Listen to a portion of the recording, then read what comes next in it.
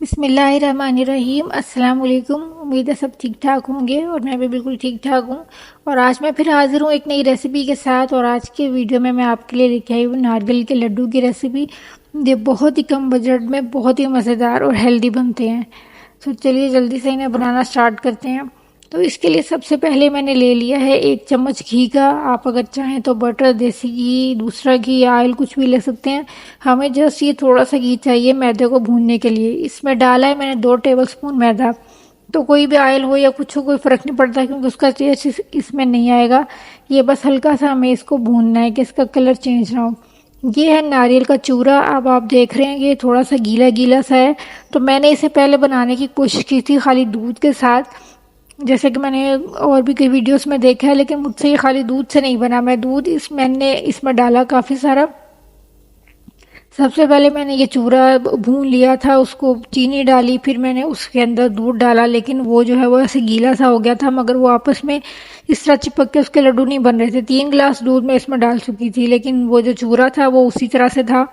तो फिर मैंने सोचा कि इसमें कोई और चीज़ डालनी पड़ेगी जिससे इसके लड्डू बन सकें, क्योंकि नारियल का चूरा तो ऐसे ही होता है, वो इस तरह से बन नहीं सकता जब तक कि उसमें कोई ऐसी चीज़ ना हो। तो मैंने फिर ये बनाया है।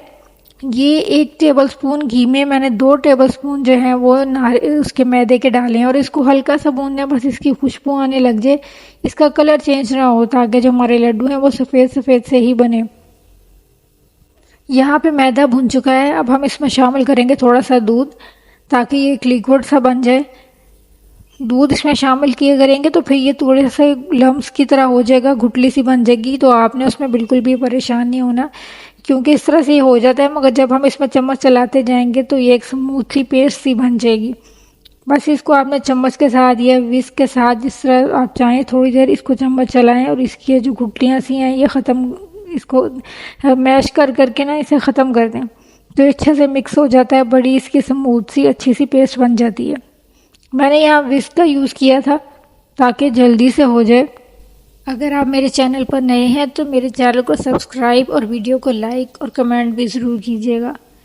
यहाँ पर ये बनकर तैयार हो चुका है, लेकिन ये इतना थिक है कि अगर हम इसको ऐसे ही डालेंगे तो ये सही तरीके से उसमें मिक्स नहीं होगा। तो हम इसमें थोड़ा सा दूध शामिल करेंगे ताकि इसका जो है वो अच्छा सा पेस्ट बन जाए, थोड़ा नरम सा मिक्सचर बने जो कोकोनट में अच्छे से मिक्स हो जाए। इतना ज़्यादा थिक हमें नहीं चाहिए, तो जितना थोड़ा सा दूध डाला है ये काफ़ी है। और अब हम इसमें कोकोनट मिक्स करेंगे, जो चूरा है नारियल का, और वो इकट्ठा नहीं डालेंगे, थोड़ा थोड़ा करके इसमें शामिल करेंगे। थोड़ा थोड़ा करके हमने डालना है इसमें कोकोनट, जितना हमें इसको लगेगा कि पूरा आ गया। ये 2 कप मैदे में मैंने यानी 2 टेबलस्पून मैदे में, सॉरी, 2 टेबलस्पून मैदे में मैंने ये 2 कप जो है नारियल डाला था। और वो उसका अच्छा सा ये देखें कितना अब ये सॉफ्ट सा बन गया है और अच्छा ठीक है। ना ये बहुत सॉफ्ट है और ना ही ये बहुत सख्त है। अब इसके हम लड्डू आसानी के साथ बना सकते हैं। देखें ये अलग अलग भी है और इकट्ठा भी हो रहा है। और बस अब हमने इसके लड्डू बना लेने हैं सारे के। मैं आपको एक बना के दिखाती हूँ।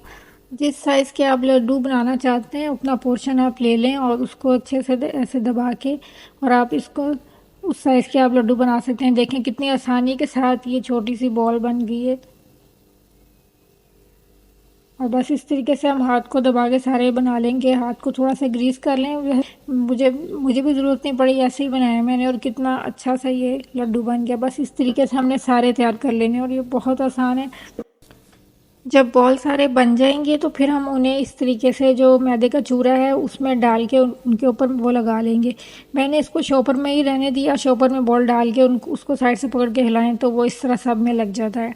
और बहुत आपकी ये बजट फ्रेंडली मिठाई है जो आप बच्चों को दे सकते हैं, और हेल्दी भी है।